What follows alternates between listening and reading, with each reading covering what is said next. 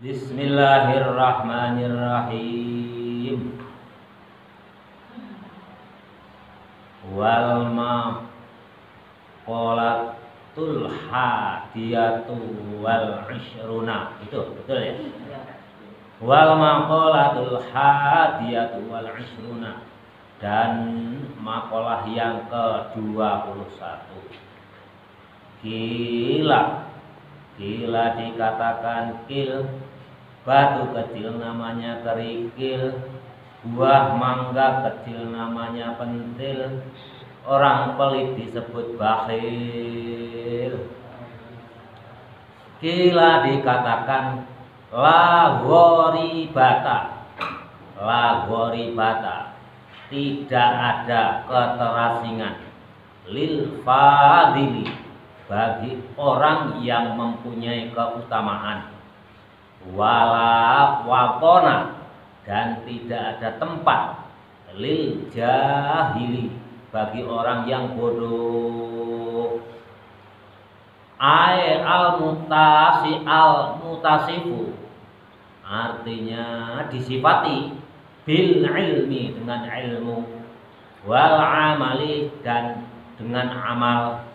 Karena maka ada orang yang mempunyai ilmu dan amal, mukroman, dimuliakan, mukroman, dan diagungkan, indan nasi, di hadapan manusia, fi ayyi baladin kana, dimanapun tempat berada, fakana kullu baladin, maka seandainya ada di suatu tempat, indahu, baginya, wabona, tempat, walau kana ghoriban, walau tempatnya itu di tempat keterasingan, wal jahili, dan adapun orang yang bodoh, bi khilafi dzalika, sebaliknya. Bapak terangkan ya. Jadi makalah yang ke-21 ini mengatakan bahwasanya orang yang mempunyai keutamaan, artinya apa? Mempunyai keutamaan itu adalah disifati dengan bil ilmi wal amali, yakni orang yang disebut mempunyai keutamaan itu adalah orang yang mempunyai ilmu dan amal yang baik. Orang yang mempunyai ilmu dan berkelakuan baik, bertingkah laku baik, dimanapun tempat. Sekali lagi, orang yang mempunyai ilmu dan orang yang beramal yang baik, bertingkah laku yang baik, artinya apa? Orang yang soleh, berilmu, dimanapun tempat, entah itu di kampungnya, entah itu di tempat orang lain, di kota orang lain, di negara orang lain, selalu mendapatkan kehormatan dan kemuliaan. Jadi kalau kalian ingin dihormati, ingin dimuliakan, ya harus jadi orang yang pintar, orang yang pandai, orang yang berilmu, khususnya ilmu agama Islam. Walaupun dimanapun tempat, mau di kampung sendiri, mau di kampung tetangga, di kota orang lain, antar provinsi, ataupun bahkan di negara orang lain, itu di hadapan manusia kita selalu dihormati dan diagungkan. Itu namanya kalau orang yang mempunyai ilmu agama Islam. Beda dengan orang yang mempunyai ilmu umum. Ilmu umum itu ya diagungkan, sama dengan ilmu agama. Tapi begitu pensiun, mengabdi umur 56 tahun atau 58 atau 60 tahun, habis. Begitu pensiun habis, nggak ada lagi orang yang menghormati, tidak ada lagi orang yang mengagungkan. Beda halnya kalau kita mempunyai ilmu agama, ya walaupun sedikit, ya walau qalil, asal bermanfaat, kita ngajar dimanapun tempat kita akan selalu dihargai dan diagungkan oleh masyarakat sekitar. Itu sudah mungkin barangkali tidak Bapak panjang lebarkan ya, ini sudah mafhum lah, sudah mudah dipahami. Tapi sebaliknya, kalau kalian bodoh di bidang ilmu agama ya, bodoh di bidang ilmu agama, walaupun pintar di bidang ilmu umum, ya kalian di bidang ilmu umum dihormati ya di tempat kerja. Begitu kembali ke kampung bermasyarakat, beda, ya, beda jauh dengan orang yang mempunyai ilmu agama Islam. Jadi orang bodoh apalagi ilmu umum enggak mempunyai, ilmu agama jauh nggak mampu, ya dimanapun tempat kalian, dimanapun tempatnya tidak ada orang yang nganggep, tidak ada orang yang menghargai, tidak ada orang yang menghormati. Jadi kalau kalian ingin dihormati, ya ingin dihargai, ya itu harus belajar agamanya yang serius. Setelah dari sini pindah ya lebih serius lagi. Jangan hanya main-main yang ngaji. Itu ulama-ulama dulu itu udah, walaupun nggak berpendidikan secara formal. Kiai Agus Salim, kalian pernah dengar nggak pahlawan nasional Kiai Agus Salim yang dari Padang gitu, Sumatera Barat? Beliau sekolah aja enggak, di sidang umum PBB, ya. Di sidang umum PBB ini kan orang kampung ini Kiai Agus Salim ini, tapi ilmu agamanya sangat tinggi, wawasannya sangat luas. Begitu makan siang ya, Kiai Agus Salim itu konon katanya ya, makan siang, break makan siang, nah, bisa istirahat, makan siang. Nah, itu di ruangan itu bareng-bareng makan siang, itu tokoh-tokoh dunia itu antar negara itu. Nah, Kiai Agus Salim nggak tahu, seharusnya ada mangkok ya, ada mangkok berisi air putih itu untuk cuci tangan. Ya, sebelum makan mau pakai sendok atau cuci tangan. Nah, langsung. Namanya Kiai Agus Salim kan orang kampung, nggak ngerti. Nah, air putih yang di mangkok itu diminum. Harusnya itu disediakan untuk cuci tangan. Tapi karena ilmunya sangat tinggi, orang antar negara peserta sidang di PBB ini semuanya kompak serempak, air yang di mangkok itu diminum semua dalam rangka menghormati Kiai Agus Salim. Ya, itu luar biasa. Itu banyak cerita-cerita yang begitu. Jadi karena keilmuannya Kiai Agus Salim, akhirnya ya orang ya peserta sidang di PBB itu semuanya yang seharusnya mangkok yang berisi air putih untuk cuci tangan itu diminum semua dalam rangka menghormati Kiai Agus Salim. Tapi beda kalau kita orang bodoh, longa-longo kayak tepuk, di mana-mana nggak dianggap, ya nggak dianggap, duduknya di belakang, ya. Beda sama orang pintar, orang alim, ya, oh silakan Pak, silakan. Kalau ada apa namanya pengajian aja gelarnya panjang sekali. Al-Mukarram, Ashabal Fadilah, Syekhuna, panjang sekali. Ya walaupun gelar itu ya sepanjang itu pun tidak akan bisa menolong kita nanti masuk surga, ya. Tapi minimal di dunia ini, hidup di dunia ini kita dihargai, dihormati, diagungkan karena ilmu kita, amal kita, perilaku kita. Jelas ya? Bismillahirrahmanirrahim. Wal maqalatu tsaniyatu wal 'ishruna. Dan makalah yang ke-22. Kila dikatakan, mangkana barang siapa ada, barang siapa berada fitu'ati di dalam ketaatan indallahi di hadapan Allah, qoriban maka dekat, karena ada bainan nasi antaranya manusia, ghoriban walaupun asing, aiman artinya orang, istanasa yang tenang, biistigholi dengan disibukkan taatillahi taat kepada Allah Ta'ala, soro maka menjadi mustauhisan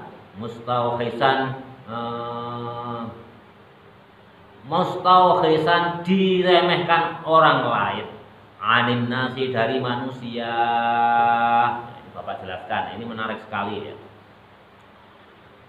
Kalau kita dalam ketaatan, taat itu apa? Artinya melaksanakan semua perintah Allah dan menjauhi semua larangan Allah, serta berperilaku di tengah-tengah masyarakat itu semuanya amalan kita itu soleh. Itu soleh. Nah, kalau kita sudah taat kepada Allah, perilaku kita baik.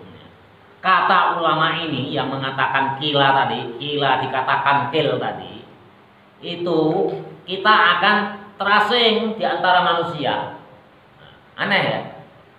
Kalau kita beramal baik dalam ketaatan di jalan Allah, justru kita itu akan terasing di tengah kehidupan masyarakat. Artinya apa? Makalah ini, apalagi zaman sekarang, zaman modern ini, akhir zaman lagi ditambah akhir zaman ini. Orang berlomba-lomba mencari kedudukan. Orang berlomba-lomba mencari harta sebanyak-banyaknya. Orang berlomba-lomba untuk menjadi pintar. Orang berlomba-lomba untuk mengumpulkan harta sebanyak-banyaknya guna menguasai kalau bisa, kalau perlu sedunia ini menjadi miliknya. Akhirnya apa? Ya akhirnya orang itu yang menghalalkan segala cara. Menghalalkan segala cara. Kayak orang Yahudi di Quran ya. Berapa puluh ayat ya, mungkin ratusan ayat yang dijelaskan karena keserakahan itu mengakibatkan menghalalkan segala cara. Kalau kita taat bagaimana ya? Santri, kalian itu kan udah santri, menjadi taat, menjadi anak yang soleh.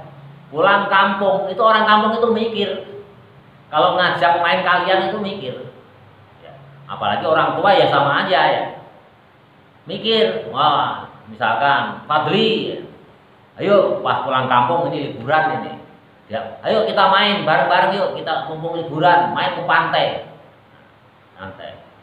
Nah, temen yang lainnya, udah nggak usah ngajak Fadli, paling juga nanti ngerepotin di pantai juga. Udah nggak usah diajak, nanti kalau diajak di pantai, waktunya jam 1, jam 2, dia minta dianterin ke musola, ngerepotin lah, nggak usah diajak orangnya kayak gitu. Di setiap tindakan apapun, mau di masyarakat umum ya, khususnya kalau di lingkungan pesantren kan kalian satu tipe ya, karena tipenya menjadi anak yang soleh. Tapi kalau di masyarakat umum itu sukanya hura-hura. Ayo malam minggu kita ke sana ke alun-alun, kita nongkrong. Udahlah, nggak usah diajak Kiki itu, paling nanti kalau di alun-alun ngerepotin aja. Dia itu kalau ketemu cewek aja penakut, malah nanti kita yang repot nanti. Kalau kita nggodain cewek, paling ditegur sama Kiki misalnya. Seolah-olah kita itu terasing ya. Terasing dari pergaulan di zaman yang akhir zaman ini yang konon katanya zaman modern ini.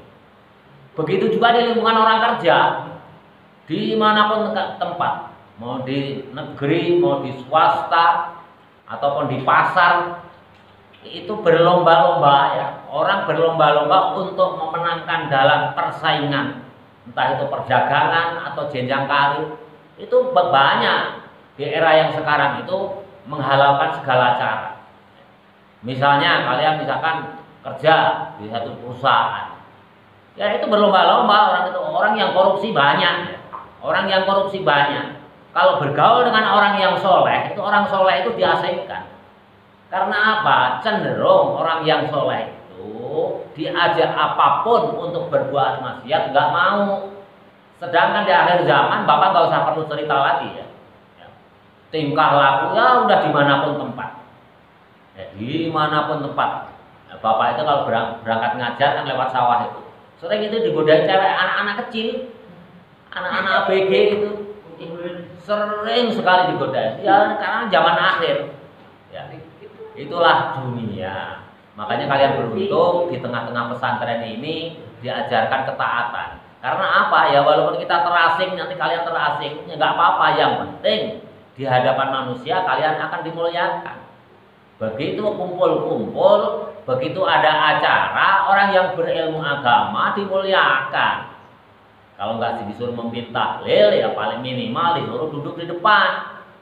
Beda halnya orang yang bodoh, nggak mempunyai ilmu agama, nggak ada orang yang nganggep. Keterasingan ini adalah keterasingan dari pergaulan-pergaulan yang sifatnya umum. Sifatnya umum. Jelas ya, bukan terasing karena apa-apa. Kita itu diasingkan, diajak korupsi nggak mau, ya. Diajak mejeng nggak mau, diajak dangdut nggak mau. Akhirnya apa? Lingkunganmu yang mempunyai tradisi untuk berbuat maksiat itu akan mengasingkan kalian. Jadi kalian jangan kaget nanti kalau udah terjun ke masyarakat, wah udahlah nggak usah diajak itu zidan itu. Ngapain ngajak-ngajak zidan itu main bola, nanti pas waktunya adzan ngajak bubaran dia, repot kita. Udahlah ajak yang lain. Terasing. Jelas ya?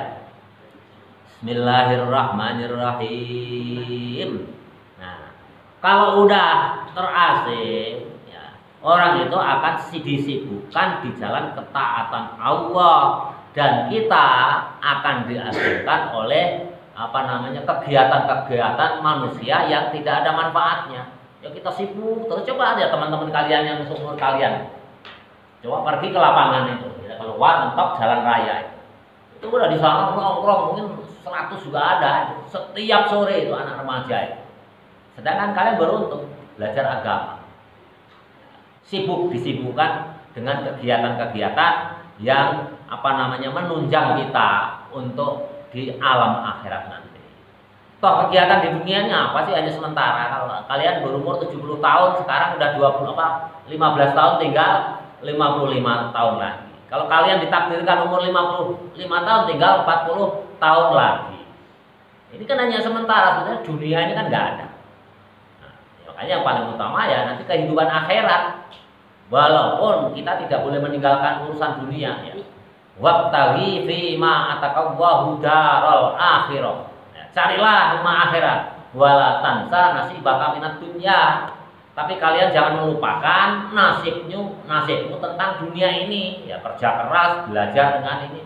Supaya apa? Supaya kehidupan kalian itu dapat bersaing di masa-masa produktif yang akan datang. Nah, bersaing ya, kalau kalian hafal 20 juz misalkan, masuk ITB itu tanpa tes. Ya, 20 juz itu tanpa tes, ya tergantung kalian ya. Nah, ITB atau apakah Unpad atau UPI. Kalian hafal 20 juz, modal 20 juz, lulus SMA, ngelamar daftar ke ITB tanpa tes. Ya, tanpa tes banyak saat ini yang ITB penuh ya, ke UIN. Kalian tanpa tes. Kalau kalian merasa kemampuan kalian kurang dibandingkan dengan teman kalian, hafalkan Quran itu. Minimal 20 juz ya, syukur-syukur 30 juz. Dapat dengan mudahnya mencari sekolahan yang kualitasnya baik seperti UIN Bandung atau dimanapun ya, atau di sekolah-sekolah kedinasan gitu. Tapi kalau kalian nggak tekun, sekarang mau suruh hafalin Quran aja malas-malasan ya, sulit. Dulu orang sedikit ya banyak hafal Quran itu, tapi kan tingkat persaingan juga belum sehebat sekarang. Sekarang ini tingkat persaingan sudah tinggi sekali. Kalau kalian ingin bisa bersaing dengan yang lain, orang-orang kaya, orang-orang yang setiap hari juga kursus atau les, kamu gancer hafalin Quran minimal 20 juz, kalian tinggal pilih mau kuliah di mana, gratis lagi, banyak sekarang itu. Makanya kalian jangan minder seandainya kalian ditakdir ekonominya ya kurang beruntung, kurang baik, banyak jalan menuju Roma. Hafalkan tuh Quran. Sekarang yang kelas 1, kelas 2, target 1 tahun 5 juz, syukur-syukur ya 5 tahun hafal atau 6 tahun hafal. Nanti kalian lulus SMA, cari sekolah mudah. Kalau kalian dapat universitas yang kualitasnya baik, bersaing dalam kehidupan dunia ya lebih mudah. Mencari kerjaan juga lebih mudah. Kalau seandainya bisnis pun dipercaya orang ya. Tapi kalau kalian modalnya lemes, ngaji aja ngantuk ya nggak bisa bersaing. Nanti menjadi bodoh longo kayak kebo, nggak dianggap, terjun di masyarakat nggak dianggap gitu. Ada pengajian ya kan diajak salaman aja. Tapi kalau kalian punya ilmu, silakan duduk di kursi depan. Syukur-syukur kadang-kadang malah disuruh ngisi. Ya, apakah itu ngajinya ya, bacaan tilawah Qur'annya, atau justru kalau kalian belajar khutbah pidato ya kalian disuruh ngisi pengajian. Tapi kalau bagi orang yang nggak punya ilmu agama ya walaupun pinta ilmu umumnya ya tetap duduk di belakang aja ya. Karena terlalu banyak ilmu umum itu yang pinta, tapi kalau agama itu masih jarang sekali, perbandingannya itu jauh. Makanya peluang bagi kalian yang sudah dididik pesantren khususnya yang kelas 3 masuk ya, hafalin Al-Quran ya. Jangan letoy kalau hafalin Al-Quran. Kayak bapak ini ya dulu hafalannya banyak. Dulu ya surat Munjiat itu hafal semua ya. Sekarang itu setengah hafal ya. Surat Munjiat ya Ar-Rahman, Yasin, Waqiah, Dukhan, Sajdah ya. Nah, itu ya. itu udah dulu harus kewajiban, termasuk juz 30 itu hafal. Sekarang udah banyak yang lupa ya karena jarang dipakai. Makanya kalau kalian produktif ya harus hafal. Nanti masuk ke ITB, kalian modal 20 juz, daftar ke ITB, modalnya apa? Quran 20 juz. Misalkan ITB udah penuh di UIN atau di sekolah kedinasan, banyak sekali yang menerima, minimal hafal 20 juz. Ada juga yang menerima yang 10 juz, harus minimal 10 juz hafal. Nah, itu banyak ya. Di sekolah-sekolah apalagi di Jakarta sana yang beasiswa itu banyak sekali. Makanya jangan bosan-bosannya berkonsultasi dengan ustadz-ustadz, cari ustadz yang pengalaman. Kalau bapak suruh nunjukin ya, walaupun kalian nanti udah di Tasik atau apa, main ke rumah bapak, tunjukin mana sekolah yang ada beasiswanya. Kan bapak tinggal nanya, kamu hafal Quran berapa juz? Ya kalau hanya 5 juz ya nggak kesana nggak kesini. Nah, kalau minimal 10 juz, syukur-syukur 20 juz, apalagi 30 juz. Tinggal nunjukin aja, kamu tinggal pilih yang mana, tinggal milih. Nanti begitu kalian kuliah udah banyak itu apanya orang-orang kaya itu yang ngantri ya untuk mengambil menantu kalian. Kuliah di ITB hafal Quran lagi itu udah ngantri banyak. Dan nanti banyak orang-orang kaya itu untuk mengambil sebagai menantu. Ya, sekarang tergantung kalian ya, ini namanya takdir. Takdir yang hendak kalian raih yang mana? Ini kan mu'alak, takdir kan ada yang bisa dirubah, ada yang enggak. Kalau yang bisa dirubah ya kalian robah, rajin, itu namanya mu'alak. Kalau kalian pengen bodoh ya udah, nggak usah rajin. Tapi kalau pengen yang rajin 20 juz, lewat juz minimal kuliah di UIN, jurusan syariah alias agama Islam. Itu langsung itu diterima itu kan 20 juz itu di UIN itu banyak sekali. Ya, kalian kemana-mana, nah, misalkan kalian belum ketemu ustadz, modal 20 juz apalagi 30 juz. Cari, datang ke sini tadi Pak Fakih kalau masih hidup kalau masih hidup ya. Kalau udah mati ya tinggal banyaklah orang yang pintar yang mampu menunjukkan mana sih beasiswa yang ada itu. Beasiswa yang ada itu banyak. Terusan, Bismillahirrahmanirrahim. Wal maqalatu salisatu wal isruna, dan makalah yang ke 23 kila dikatakan kil, buah kecil namanya pentil, batu kecil namanya kerikil. Harokatut ta'ati, harokatut ta'ati, geraknya taat, pergerakan taat, dalilun, sebagai dalil, sebagai bukti al-ma'rifati, orang yang kenal kepada Allah. Kama anna harokata, seperti halnya bergeraknya al-jismi, jisim, badan, dalilun, yang menunjukkan al-hayati, hidup. Harokata ta'ati, geraknya taat, pergerakan taat. Artinya apa? Sholat, puasa, bayar zakat, haji, itu namanya pergerakan taat. Pergerakan taat di makalah yang ke-23 ini adalah menunjukkan bahwa kalian itu mengenal kepada Allah. Nah, kemarin di bab makrifat kan sudah dibahas ya. Makrifat itu apa sih? Makrifat itu kenal. Makrifat billah berarti kenal kepada Allah ya. Atau arif billah itu kenal kepada Allah. Jadi makrifat itu kenal pada Allah. Pergerakan taat, gerak taat itu apa namanya? Gerak taat itu kalian puasa Senin Kemis ya, sholat, zakat, apalagi haji, baca Quran, ngaji, ini namanya pergerakan taat. Nah, di sini apa? Nah, kata makalah yang disampaikan oleh ulama atau tabiin kita kan nggak tahu ini. Apakah ulama atau tabiin kita nggak tahu ya. Kalau sahabat biasanya ada penjelasan ya, ada penjelasan. Kita nggak tahu ya, kita nggak tahu. Tapi ini ulama salafus soleh, maksimal tabiin. Jadi tadi yang hidup di bawah tahun 300 Hijriah itu sebaik-baiknya generasi, sebaik-baiknya ulama mengatakan bahwa pergerakan taat, kalian sholat, kalian mau puasa, kalian mau ngaji, itu sebagai bukti bahwa kalian itu mengenal kepada Allah. Contoh misalkan, sholat, kita lagi asik-asik main bola, tiba-tiba ada panggilan azan, ya. Tiba-tiba main bola itu kita tinggalkan. Kita lagi belajar azan, kita tinggalkan kegiatan apapun. Kalau kita mendengar azan pasti berhenti sholat. Artinya apa? Kita mengenal kepada Allah. Kalian melihat enggak Allah? Enggak kan? Kenapa nurut ada azan berhenti lantas sholat? Karena mengenal kepada Allah. Kalian puasa, ya puasa, entah itu puasa wajib atau puasa sunat, ya. Nah, puasa tiba-tiba, nah, wajib bawa makanan banyak yang belakang itu.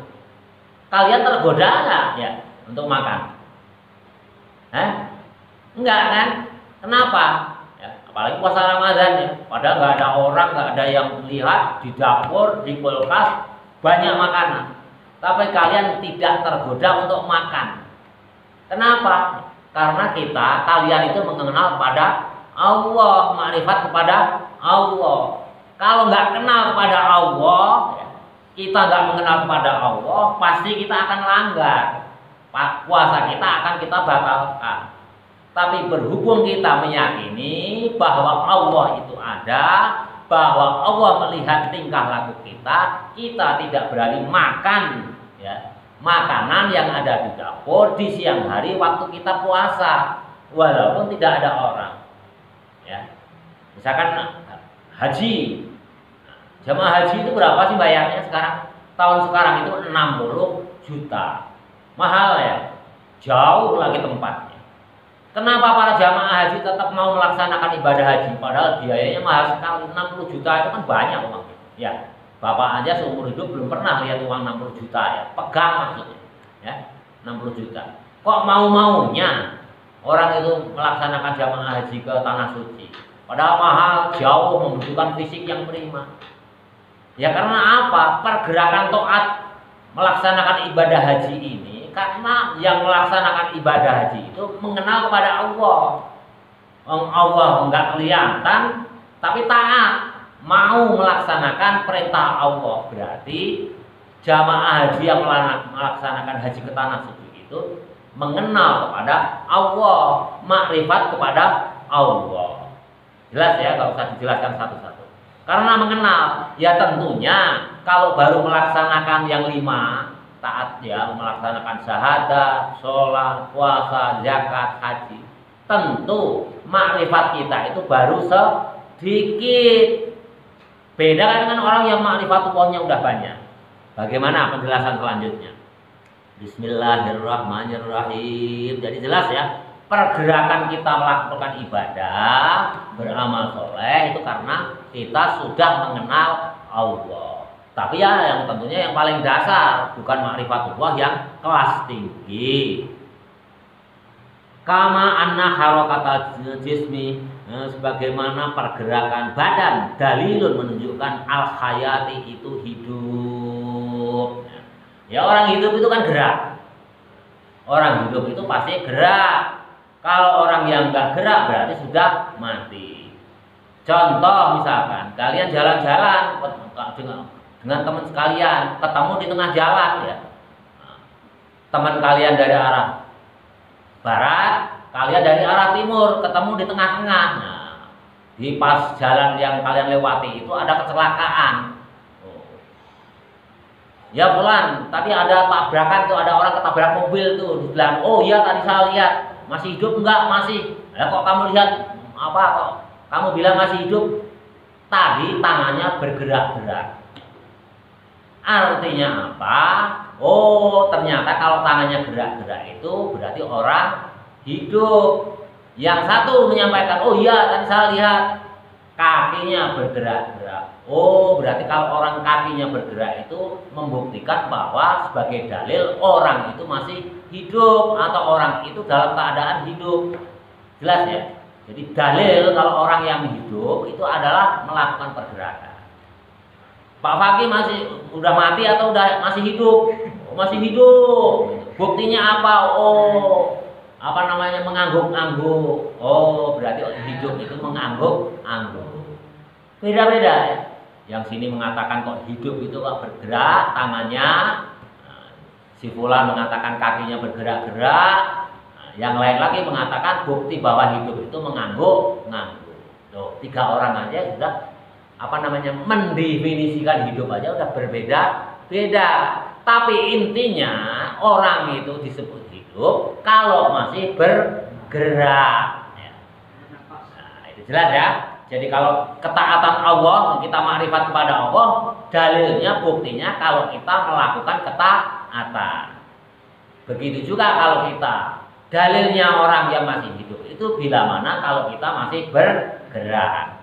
Ya, kalau udah orang mati, ya, orang dinyatakan udah mati ya udah nggak bergerak. Orang mati kok gerak lagi, berarti hidup lagi. Ya, kalian akan lari semua, ya, takut. Ya. Kalian pernah lihat nggak orang yang udah mati hidup lagi? Belum ya? Orang mati itu banyak kejadian. Orang udah mati hidup lagi, banyak sekali kejadian-kejadian. Tapi Bapak juga belum pernah mengalami sendiri. Seandainya mengalami ya, kira-kira takut nggak kalian? Udah dimandiin, udah dikafani, tiba-tiba gerak-gerak lagi. Kalian lari atau nyamperin? Kira-kira lari atau nyamperin? Kalau santri nggak boleh, justru kalian harus jadi pahlawan. Kalau lainnya lari menjauh, kalian harus lari bergerak mendekat. Orang udah dikafani kok bergerak, ini ada apa? Itu banyak cerita ya, banyak cerita di kampung Bapak juga ada juga. Konon orang udah meninggal, hidup kembali, tapi Bapak belum pernah mengalami sendiri. Jelas ya? Jadi bukti ma'rifatullah itu adalah intinya kalian sudah beramal soleh. Tapi kalau ma'rifat kelas tinggi, tentunya beda lagi ya, beda lagi. Ada seorang aulia wali lihat masuk rumah, itu lihat-lihat ke atas itu nampak surga, nampak langit itu terbuka, malaikat sedang mendoakan kita. Tapi kalau kita masuk rumah lihat ke atas, yang lihat apa? Ya yang kita lihat ya yang apa itu namanya? Plafon. Ya. Banyak Bapak sering kali, bukan sering ya, beberapa kali menyaksikan ulama besar min ba'dil aulia itu melihat ke atas. Coba aja perhatikan nanti kalau kalian apa namanya melihat pengajiannya Syekh Habib Umar Hafid ya, yang dari zaman itu. Kadang-kadang itu kalau sedang ngaji itu matanya melihat ke atas. Ya, bahwa alam apa yang beliau lihat. Tapi kalau kita melihat ke atas, kalau di luar ya melihat langit. Tapi kalau di dalam rumah atau di masjid yang kita lihat hanya langit. Nah, tidak bisa mukasyafah melihat langit sana, yang langit atas miliknya Allah, atau melihat ke surga atau ke neraka. Tapi kalau orang min ba'dil aulia itu bisa melihat neraka, itu bisa. Itu kalau ma'rifatullahnya kelas tinggi. Jadi kalau ada nanti kalian terjun ke masyarakat, ilmu ma'rifat itu sesat, itu bohong. Buktinya apa? Buktinya bahwa orang yang melakukan sholat, orang yang melakukan puasa itu adalah ilmu ma'rifat. Ilmu ma'rifat itu artinya apa? Kita kenal kepada Allah. Wong kita nggak melihat Allah, tapi nurut kepada perintah Allah, berarti kita kenal kepada Allah. Itulah ilmu ma'rifat. Nah, ilmu ma'rifat ini makin tinggi ya tentunya makin baik. Nah, itulah sebagai bukti. Bismillahirrahmanirrahim. Wa makna dan maknanya ana ityanal abdi, ana ityanal abdi, sesungguhnya didatanginya seorang hamba, atau anna ityanal abdi, sesungguhnya didatangkannya seorang hamba atau taat lillahi pada Allah Ta'ala, alamatun sebagai tanda ala ma'rifatihi, atas ma'rifatnya orang yang didatangi ketaatan. Abdun tadi yang menang taat, tanda ala ma'rifatihi, atas kenalnya seseorang ya, lillahi kepada Allah. Jadi bahwasanya orang yang mendatangi ketaatan itu sebagai bukti bahwa dia kenal kepada Allah. Anna ityanal abdi, sesungguhnya seseorang hamba yang mendatangi at-ta'ata kepada ketaatan lillahi ta'ala kepada Allah ta'ala alamatun sebagai bukti sebagai tanda ala ma'rifatihi atas ma'rifatnya seorang hamba yang mendatangi ketaatan lillahi kepada Allah. Jadi kalau kalian sholat itu berarti kalian itu ma'rifat kepada Allah atau kenal kepada Allah. Kalian puasa berarti kalian sudah kenal kepada Allah. Fa idza kasurat maka tatkala banyak at-ta'atu ketaatannya fa idza kasurat maka tatkala banyak at-ta'atu ketaatannya kasurat maka banyak ma'rifatun kenalnya kepada Allah ma'rifatnya kepada Allah wa idza qallat dan tatkala sedikit ketaatannya qallat maka sedikit kenal kepada Allah. Jadi kalau ketaatan kalian makin lama makin banyak ya, bertambahnya semakin bertambahnya umur kalian, ketaatan kalian kepada Allah itu makin banyak. Kalau ada panggilan sholat bukan hanya sekedar sholat langsung pergi, tapi ditambah dengan zikir, dengan membaca istighfar, sholawat yang banyak, tahlil yang banyak, secara otomatis makrifat kalian itu kenal kalian kepada Allah itu semakin tinggi derajatnya. Bukan hanya kewajiban rukun Islam ya, ditambah puasa Senin Kemis, ditambah zikir di tengah malam, sholat tahajud, sholat hajat, zikir tengah malam ya, seperti yang diajarkan di taklim. Nah, berarti amalan kalian makin banyak, kalian kenal kepada Allah itu berarti semakin tinggi derajatnya. Di kelas-kelasan kalau hanya menunaikan rukun Islam aja tok ya berarti kenalnya hanya sedikit. Ada orangnya yang kenal kepada Allah itu sedikit sekali. Kapan itu? Setahun sekali. Setiap lebaran Idul Fitri. Ada nggak orang yang hanya sholat setahun sekali? Banyak sekali. Tetangga bapak itu bapak perhatikan sholatnya kalau Idul Fitri. Ada juga yang Idul Adha juga ikut sholat. Tapi ada juga yang hanya Idul Fitri. Berarti kenalnya Allah ya melalui sholat Idul Fitri sedikit sekali. Nah, kalau kalian santri, sholat 5 waktu sudah rutin, ya. Cari ilmu, ngapalin Quran rutin, berarti udah agak banyak. Tambah itu. Ya. Kalau kemarin murojaahnya setengah jam, tambah menjadi 45 menit. Nanti otomatis makrifat kalian makin tinggi.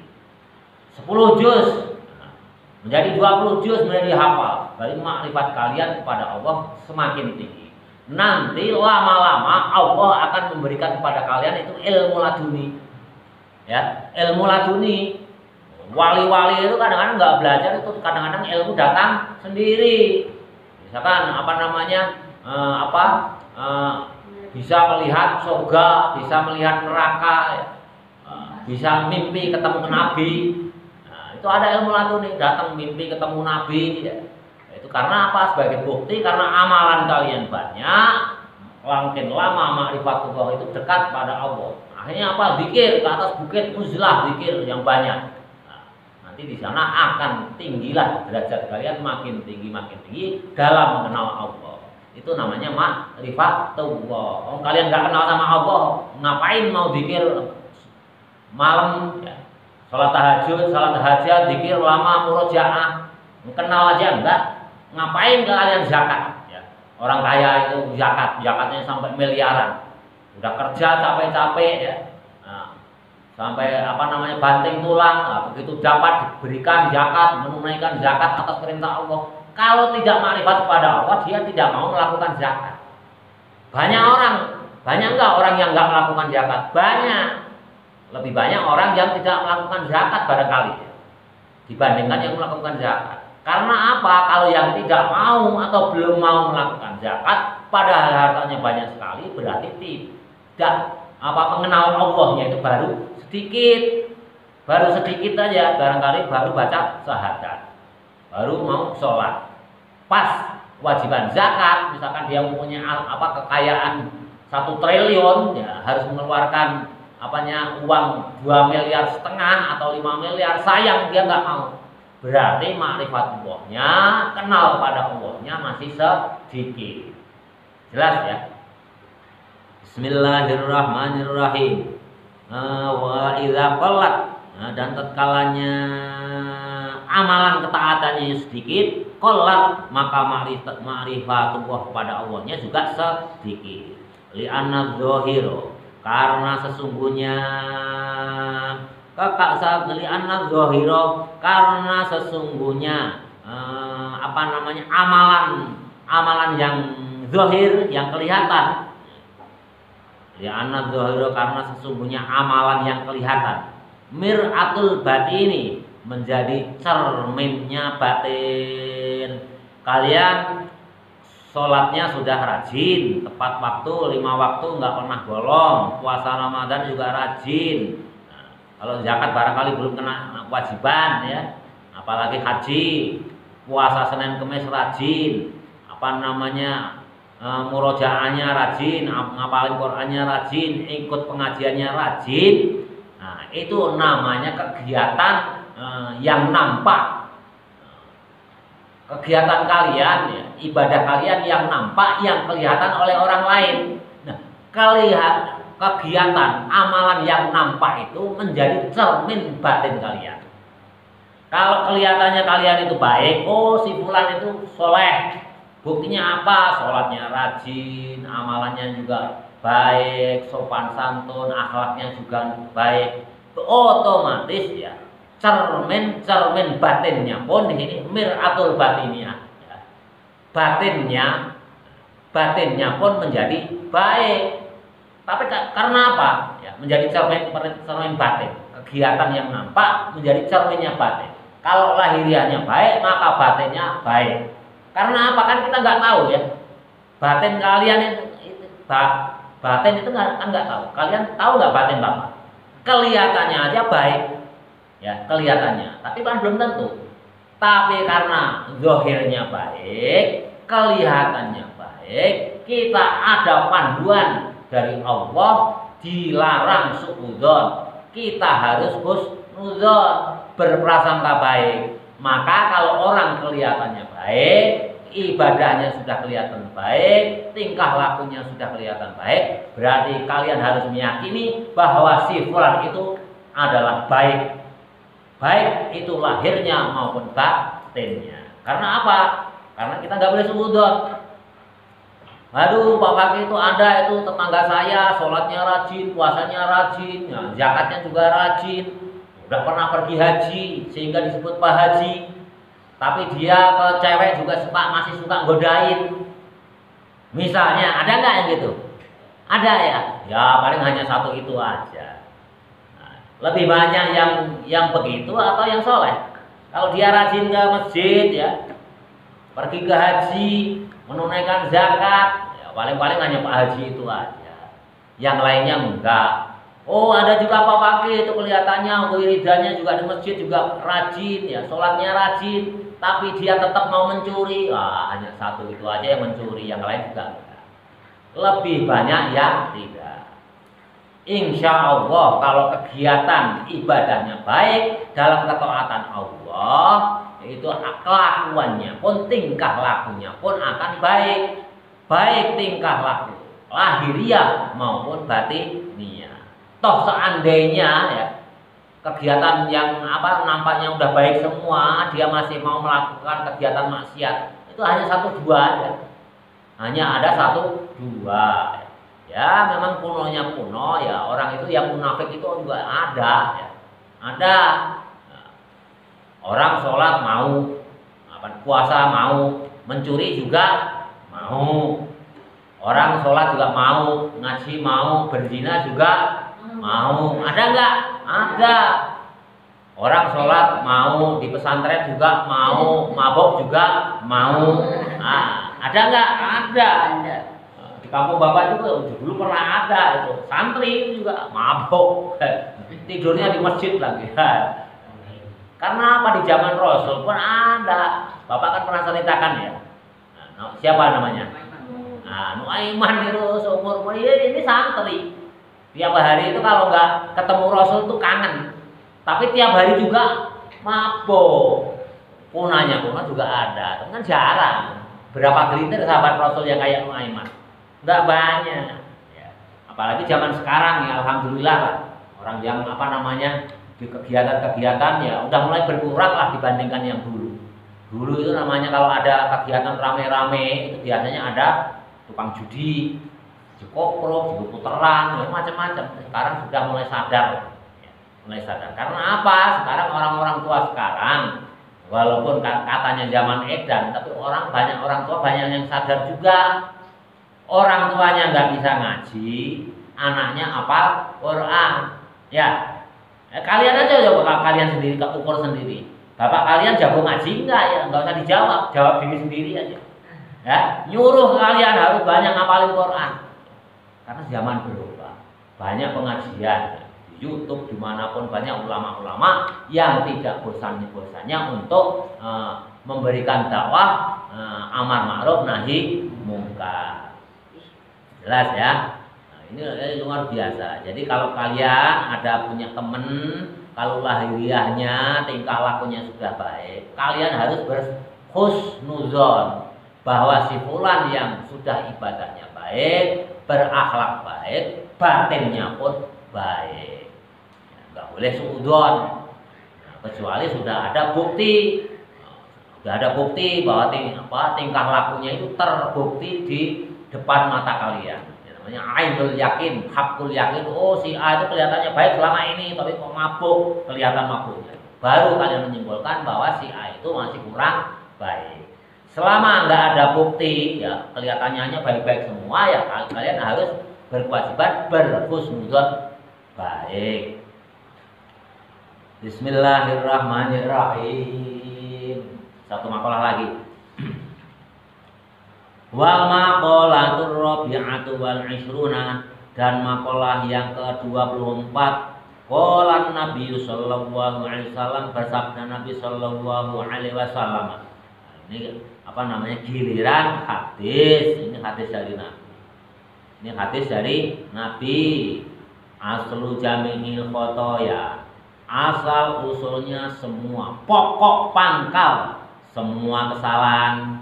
Aslu jami'il khotoya, pokok pangkal semua kesalahan. Hubbud dunya, adalah cinta dunia. Udahlah, ini Rasul yang berkata, yang bersabda, kalian nggak boleh membantah. Kalau kalian membantah berarti kafir. Kafir kalian kalau membantah. Ini Rasul yang bersabda. Jadi pokok pangkal semua kesalahan yang ada di dunia ini adalah karena cinta kepada dunia.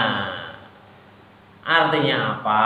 Ya, bukan artinya kalian nggak boleh mencari dunia, boleh. Bahkan kalian itu wajib, bahkan diperintahkan. Wala tansa nasibaka minad dunia, jangan lupa kalian itu mencari urusan dunia ya. Walaupun perintahnya yang pertama itu rumah akhirat, jangan lupa. Tapi kalau orang udah cinta dunia itu juga jelek. Karena apa? Orang pokok pangkal semua kesalahan yang ada di dunia ini adalah cinta dunia. Kata siapa? Kata Rasul. Wahia, dan adapun cinta dunia, sesuatu zada yang menambahi, anil hajati, dari kebutuhannya. Artinya apa? Kalau kalian jadi pedagang, misalkan kulakan gula sekilo harga 10.000, kalian jual 11.000 boleh, kalian jual 12.000 juga boleh, kalian jual 15.000 juga boleh, asal laku aja. Yang beli mau boleh. Kulakan 10.000, kalian jual 10.000 boleh, 15.000 juga boleh, asal yang beli mau aja, tanpa ada paksaan. Yang tidak boleh itu apa? Kalian menjual 11.000, kulakan 10.000, dijual 11.000, ditimbang di wadai plastik, dikurangin 1 sendok. Itu yang nggak boleh. Ini namanya cinta dunia. Jelas ya? Kalian beli kulakan barang, sesuatu misalkan apapun ya, barang 50.000, kalian jual 75.000 boleh. Kalian jual dengan harga 100.000 boleh. Yang tidak boleh itu apa?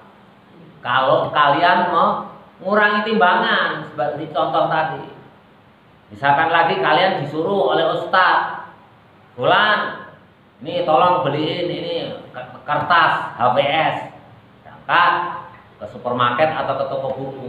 Nah, kertas HVS ini harganya berapa? Berapa satu rem? Misalkan 100.000. Kalian beli 100.000, pulang.